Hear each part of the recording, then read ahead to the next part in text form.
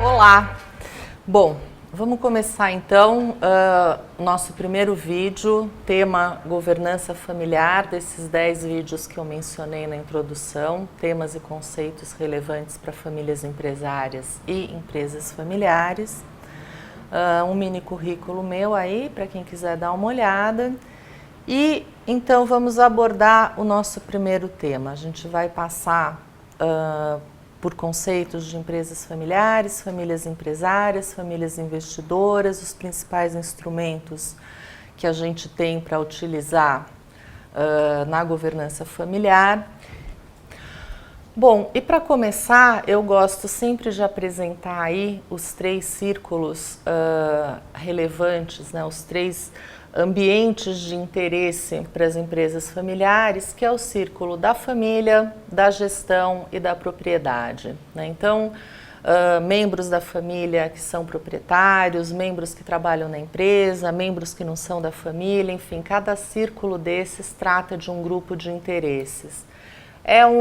Esse modelo dos 3 círculos, ele é super conhecido, acredito que muitos de vocês já tenham tido contato. Está naquele livro De Geração para Geração, do John Davis, mas é bacana porque ele ajuda a gente a estruturar e a pensar o que a gente pode fazer em cada círculo. Na verdade, cada círculo representa uma dimensão que deve ser considerada para que a gente possa elaborar uma boa estrutura de governança para as empresas familiares. Então, no círculo da gestão, fundamentalmente a gente vai tratar da governança corporativa.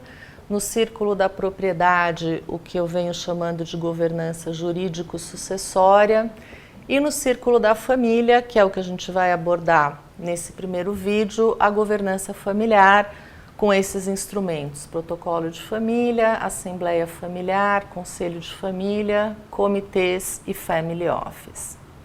Antes de começar, eu queria destacar essa frase que eu acho fundamental do John Ward, da Kellogg School of Management, que é a seguinte: para alcançar sucesso e longevidade, a empresa familiar precisa ter tanto um negócio saudável quanto uma família saudável, né? É importante a gente ter sempre isso em mente, que sim, claro, é importante a gente trabalhar o negócio, mas se a gente não trabalhar a família e o relacionamento da família, o negócio não vai para frente.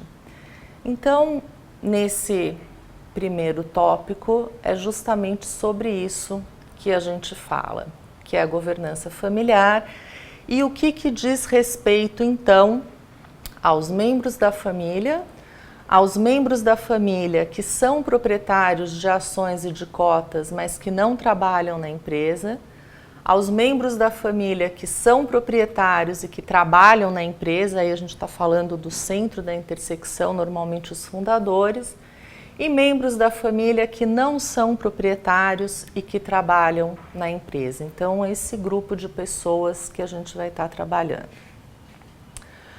Bom, rapidamente passar aqui pelos conceitos de empresas familiares, multifamiliares, famílias empresárias e famílias investidoras, só para ficar um pouco mais claro.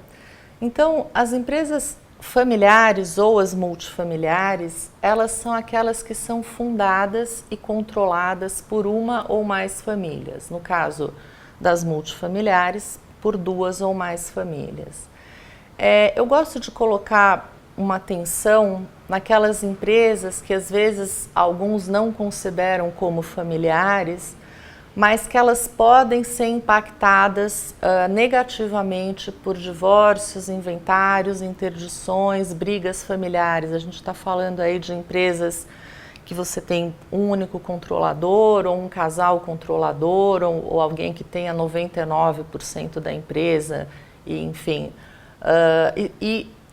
Muitas vezes essas empresas, para alguns, não são consideradas como familiares, mas a gente tem que colocar uma atenção na governança dessas empresas também e fundamentalmente no círculo da propriedade, né, na governança jurídico-sucessória, que a gente vai falar a partir do terceiro vídeo.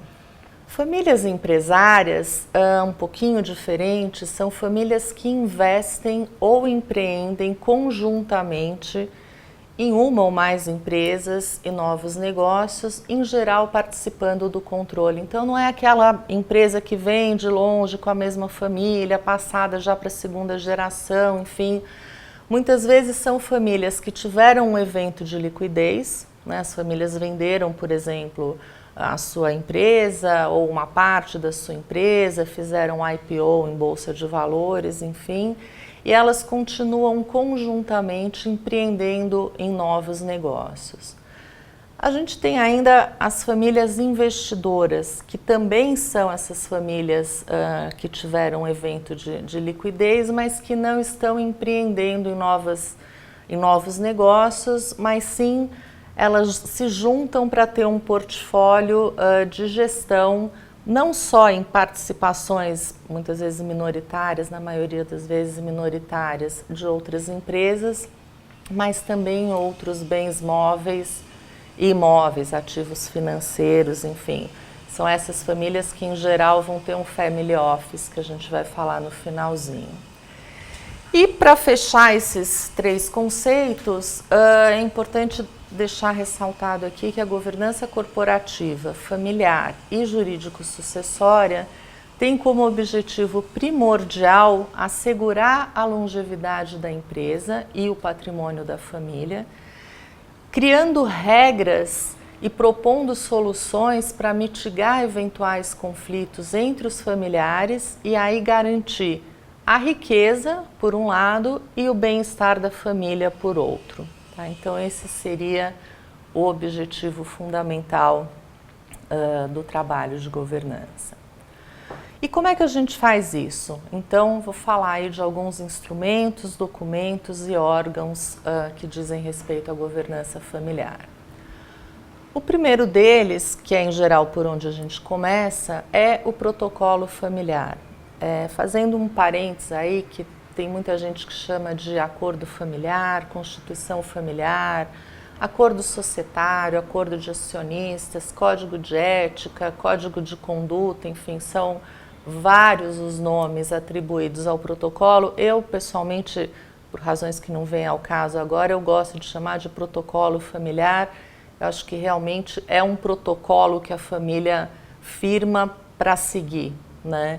E o que é esse protocolo? É um documento que vai estabelecer fundamentalmente a ética, os valores, os princípios, costumes, conduta pessoal, social, patrimonial, empresarial da família, e aí voltado, como a gente falou, para o patrimônio tangível e para o patrimônio intangível, né? Não só o patrimônio, a riqueza da família, mas também o patrimônio intangível, que são as boas relações familiares, por exemplo. Então, o que seria o patrimônio tangível, né? Para tentar esclarecer um pouco mais. São definidos em geral como bens materiais que podem ser tocados, que têm existência física, que podem ser percebidos pelos 5 sentidos. Aí a gente está falando de bens móveis e imóveis, inclusive participações societárias, investimentos financeiros, carros, obra de arte, enfim. São bens que podem ser transmitidos por herança, por sucessão, por testamento, né? E o patrimônio intangível, por sua vez, são os bens que não podem ser tocados, né? Embora eles possam muitas vezes até ser documentados, inclusive ter um valor de mercado, mas eles têm uma existência incorpórea. Então, como exemplo aqui, eu estou citando o nome e a tradição da família, a cultura de relacionamentos da família, competência e networking da família, enfim, são aqueles bens que a gente não consegue transmitir por herança, por testamento, por sucessão, né? Eu fiz uma observação aqui que isso também acontece na empresa. Também a empresa tem ativos tangíveis e ativos intangíveis, né? Os ativos tangíveis, a gente cita aqui como os imóveis, as máquinas, os estoques, enfim, todo o capital físico e financeiro da empresa. E os intangíveis, que são os bens imateriais, a gente cita aqui como marcas, patentes, direitos autorais, fundo de comércio, aquele tal do goodwill que todo mundo fala, que são então intangíveis incorpóreos. Tá? Exemplos de matérias que a gente pode tratar num protocolo familiar. Então, missão, visão e valores. Né? A família vai aí, por meio de um alinhamento estratégico, que no nosso caso a gente usa aquela metodologia que eu vou falar mais para frente. Essa família vai discutir e amarrar, por exemplo, qual é a nossa história, né? Como é que essa família começou. É importante isso muitas vezes para as novas gerações conhecerem, enfim, coisas que podem estar um pouco distantes.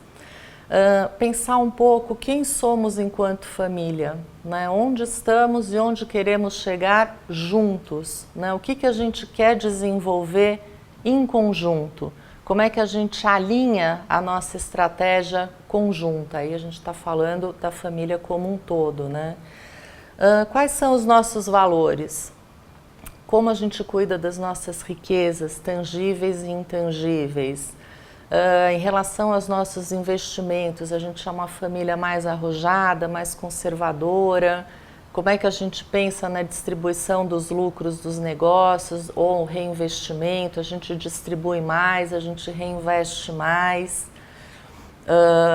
Qual é a estrutura de governança familiar e jurídico-sucessório que se adapta às nossas necessidades? Por exemplo, também super importante, papéis e responsabilidades dos membros da família, que cada membro possa aí atuar no seu melhor, né? Isso a gente chega através de entrevistas, assessment individual, enfim. Qualificação e formação dos acionistas e familiares. Então, como que a família vai qualificar e formar as novas gerações, né? Regras para entrada e saída da empresa de familiares, cônjuges e companheiros na gestão e na propriedade, super importante, né? Como é que a gente quer regrar isso? Como a gente pode, familiares trabalham na empresa, não trabalham, os cônjuges quando se separam, começam a fazer parte da empresa ou não, como é que a gente faz aí a avaliação dos haveres, enfim. Qual que é a nossa estratégia de gestão, de relacionamento de conflitos? Outros exemplos, idade máxima na gestão executiva e no conselho, muitas vezes para ajudar pessoas que já estão muito mais velhas e que poderiam colaborar de uma outra forma que não no executivo. Regras para negócios pessoais, então se pode ou não concorrer com a empresa, se pode ou não usar o nome da família num bar, sugestão para regime de casamento e união estável, e aqui eu falo sugestão porque ninguém pode obrigar ninguém a casar em nenhum regime, né? Regras também, sugestão que os acionistas não sejam fiadores de terceiros, muitas vezes até salvando a pele dos acionistas, né, que falam, olha, eu não posso ser fiador porque está lá no meu protocolo. Mas você também pode colocar regras no estatuto e no contrato social, né, dependendo se a empresa é SA ou limitada, de que as cotas, as ações não podem ser dadas em garantia sem a anuência dos familiares. E aí um etc. bem grande, porque realmente são inúmeros os temas que podem ser escolhidos para a família como importantes de serem tratados no protocolo. O que é relevante a gente falar sobre o documento? Primeiro, ele deve ter sido previamente debatido e alinhado entre todos os membros da família. Não adianta chegar lá, é muito comum a gente ter famílias que nos procuram e falam, olha, a gente tem um protocolo, mas não funciona. A gente fala, não funciona, o que está previsto no protocolo? Ah, não tenho a menor ideia. Bom, talvez seja por isso que ele não funcione, né? O protocolo ele tem que ser realmente incorporado e conhecido por todos os membros da família. Por isso é ideal que todos participem da sua elaboração, entendem e concordem, ou pelo menos compreendam por que foi deliberado daquela forma, às vezes por maioria, antes de subscrever o documento. Aí sublinhado, é muito importante esse ponto, ele é um documento que em essência é de cunho moral, né, que vai zelar pela missão, valores, etc. Então, depois de assinado, a gente recomenda e, enfim, é recomendado de uma maneira geral que temas específicos sejam transportados para documentos jurídicos adequados, né? Então, o que é matéria de acordo de acionistas, de estatuto social, de contrato social, de testamento, pacto antinupcial. A gente já teve, por exemplo, um caso de um herdeiro que queria executar um protocolo que o pai falou que ia fazer uma doação em algum momento. O protocolo não é um instrumento adequado para a doação tem que ser feita, enfim, por escritura pública, enfim, aí tem todas as, dependendo se é móvel, imóvel, o que seja. Então, é importante que os temas específicos passem a ser previstos nos documentos adequados. Em relação a como a gente chega nesses temas, só adiantando, aí acho que vai ser o vídeo 7 do alinhamento estratégico, o processo de consultoria ele começa com entrevistas individuais, né, para a gente identificar aí anseios, dúvidas, qual é o conhecimento que cada pessoa tem sobre o negócio, sobre a família, como a pessoa se sente nessa família, enfim, e termina com reuniões e workshops de alinhamento do grupo todo. Do ponto de vista da governança familiar, que é o nosso próximo tema aqui, esse documento deve prever e regular quais são os foros, ou seja, aonde a família vai se encontrar para debater as suas questões, né? Em que periodicidade? Quais são os temas, as pautas fixas, aquilo que realmente é relevante que seja debatido sempre, uma vez por ano, a cada 6 meses, enfim. Como que a família vai interagir e continuar implementando a sua governança, que é um processo, enfim, sem, né, que uma vez que começa, não tem mais fim. Em geral, fazendo um parênteses aqui, dependendo do tamanho, do patrimônio e da complexidade da família, a gente fala de 3 foros: a Assembleia Familiar, o Conselho de Família e os comitês de família, né? E os 3 devem ser locais, ambientes seguros, adequados e produtivos para discutir questões familiares que possam se refletir ou impactar na empresa. E, de novo, ressaltando questões tangíveis e intangíveis, né? Esses órgãos, eles não são previstos em lei, né? Eles têm um caráter parasocial, em geral eles são deliberativos por esse acordo que se faz moral, digamos assim, no protocolo, e eles vão representar aí os interesses da família, dos sócios, enfim, zelando pela segurança e pelo incremento e manutenção do patrimônio tangível e intangível da família.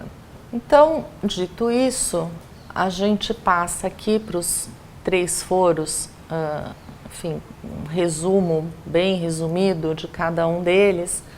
Então, a Assembleia Familiar. O que é a Assembleia Familiar? Assembleia Familiar é o foro onde participam todos os familiares, muitas vezes aqueles até que não são sócios, cônjuges, menores de idade, convidados externos, às vezes podem fazer palestras, ministrar cursos, enfim. E aí por que tem uma interrogação? Porque cada família vai decidir quem são as pessoas que devem participar dessa assembleia. E aí a gente sempre diz que não tem certo nem errado, né? Cada família tem as suas questões, tem a sua forma de enxergar os seus relacionamentos e tem o seu certo e o seu errado. A Assembleia Familiar, em geral, vai ter, como a gente falou, a regulação em protocolo, às vezes tem um regimento interno, um documento específico para a Assembleia. e também prevê aí quais temas devem ser tratados, periodicidade, quem conduz as reuniões, em que local, se faz as atas, como arquiva, enfim. E sempre ressaltando que deve ser sustentado pelos valores familiares que foram trabalhados e definidos em conjunto, né? O Conselho de Família é vamos dizer, se a família é muito grande, né, a gente tem às vezes famílias na terceira, na quarta geração com 80 membros, 100 membros, enfim, logisticamente não dá para ficar reunindo a toda hora a família para deliberar sobre questões, enfim, às vezes urgentes, né?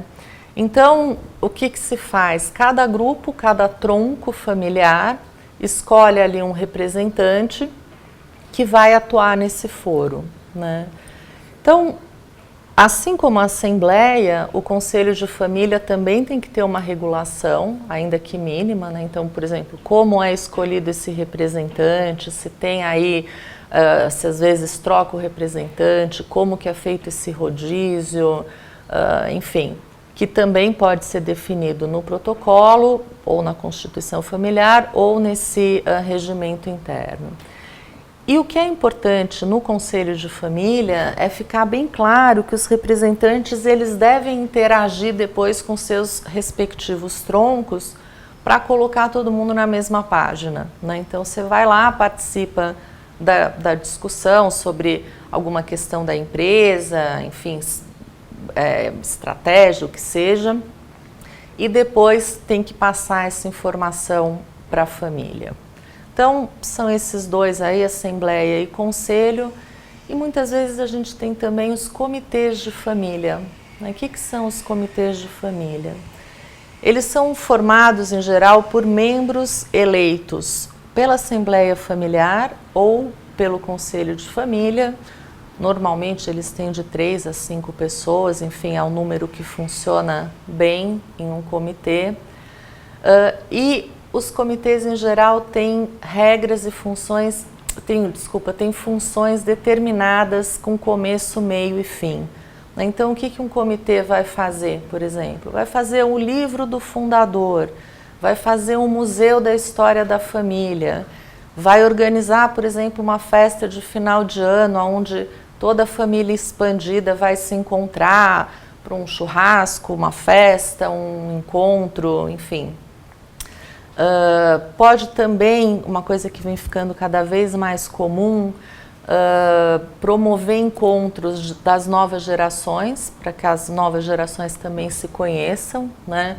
Primos que vão ficando muito distantes acabam tendo aí uma oportunidade de se conhecer. Agora acredito que com esse monte de Zoom e webinar, isso até facilite para pessoas que moram fora do país ou em outros estados, enfim.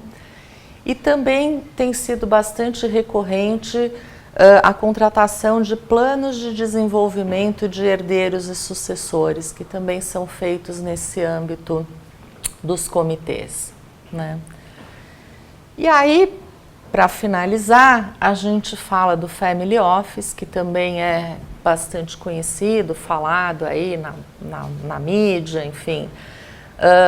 E basicamente o Family Office pode ser de 2 tipos. Tem esse primeiro, que é o concierge, que na verdade é um tipo de Family Office que está caindo em desuso, vocês vão entender por quê, que é o local onde a família administra a sua vida pessoal, separando da empresa, né? Então é como se fosse um escritório que tem uma secretária que vai cuidar da vida pessoal dos sócios, né? Então, pagar cartão de crédito, fazer cotação para compra de carro, organizar a viagem, organizar muitas vezes uma casa de praia, enfim. Pode ter uma estrutura física específica ou não, tudo depende do quanto se quer investir nesse Family Office. Pode ter secretária, office boy, um faz tudo, motorista, às vezes contratam profissionais externos para prestação de serviços, então um advogado que vai fazer o imposto de renda de toda a família, contadores, também organizar esses cursos para desenvolvimento pessoal e familiar, enfim. E também, obviamente, tem que ter um regramento, né? Então, como é financiado, fundamental, né? Quem que paga as despesas desse family office? Quem pode usar o quê? Né? Para não virar um novo foro de problema. Então, por exemplo, 4 irmãos, 3 moram numa casa com um jardim enorme, o outro mora num apartamento. Aí o family office contrata um jardineiro e um paisagista. Aí o que mora no apartamento fala, não, mas não está correto, porque eu não tenho jardim, né? Então, é muito importante que seja regrado o que cada um paga pessoalmente, quanto que cada um vai colaborar, ou se são os dividendos da empresa que vão pagar. Mas assim, são raros. Eu posso dizer que o Family Office Concierge não é muito recorrente, embora algumas famílias ainda tenham essa estrutura.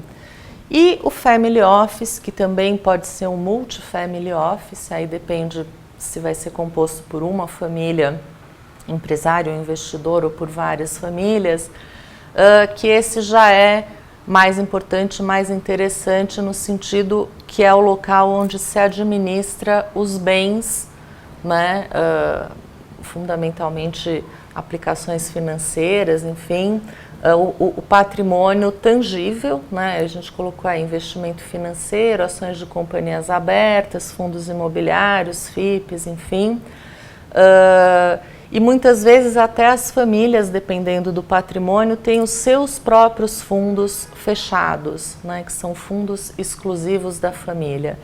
Então essa é uma estrutura que precisa de fato contar com profissionais, com assessores financeiros, que conheçam investimentos nacionais, internacionais, assessores jurídicos, enfim, para que tenha uma gestão eficiente, né? A gente falou no começo de famílias que têm aí um evento de liquidez, então que juntas numa alienação da empresa ou de parte da empresa receberam, sei lá, 200 milhões, 500 milhões, 1 bilhão, enfim, e precisam administrar isso de forma profissional. Então aí o Multifamily Office, que é destinado à administração de bens. E bom, gente, com isso então a gente encerra o nosso primeiro vídeo sobre governança familiar, né? Falamos aí sobre conceitos, protocolo, assembleia, conselho, comitês, family office. E o nosso próximo vídeo 2 vai tratar do círculo da gestão, que é a governança corporativa. E se você se interessa por esse assunto e gostaria de seguir o Jeff e ainda não faz parte do nosso mailing, manda para a gente uma mensagem no endereço eletrônico que aparece aí na tela, que eu vou incluir você na nossa lista e você vai passar a receber os nossos vídeos, a agenda de encontros e novidades. Então é isso, obrigada.